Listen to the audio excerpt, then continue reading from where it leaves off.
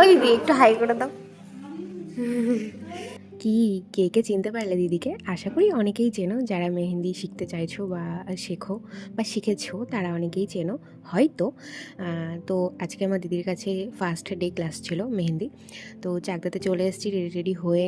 আমি আমার বান্ধবীর জন্য একটু দাঁড়িয়েছিলাম, তো তারপর আমি আর মঞ্জিষ্ঠা চলে আসলাম ক্লাসে। দিদি একটা ক্লাবে ক্লাস করায়, তো চাকদা থেকে টোটো করে ওই ক্লাসে আসতে হয়েছে।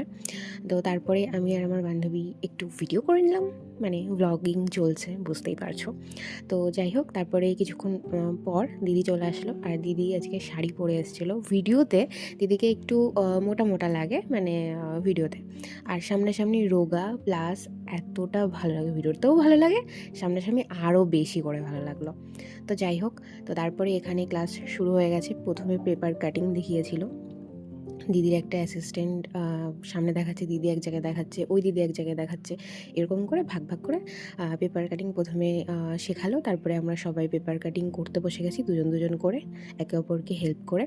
তো আমি আর আমার বান্ধবী দুজনের পার্টনার। তো তারপরে পাউডার দিয়ে দিয়েছে, মেহেন্দি পাউডার, তো সেটা মেক করতে হবে। আজকে এটাই ক্লাস ছিল, পেপার কাটিং, কোন বানানো আর মেহেন্দি মেক করা। তো আমাদের মেহেন্দি মেক করা কমপ্লিট। তো এখন একটু রেস্টে রাখতে হবে, যেহেতু মোটামুটি 24 ঘন্টা লাগে। তো সেখানে আমরা 2 ঘন্টা রেখেছিলাম, কারণ আমাদের তো 24 ঘন্টা বসে থাকলে হবে না।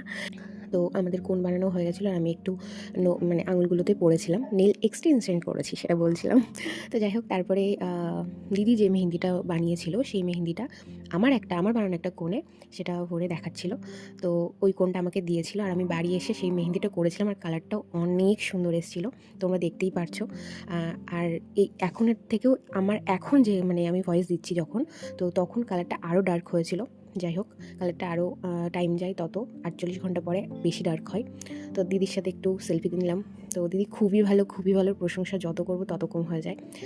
তো তারপরে ভ্যানে করে যাচ্ছি এখন বাস স্ট্যান্ড, মানে রেলগেট পর্যন্ত গেছিলাম, তো বাদ বাকিটুকু হেঁটে গেছিলাম। তো স্টেশনে এসে দেখো মাকে দর্শন করালামও আর করলামও।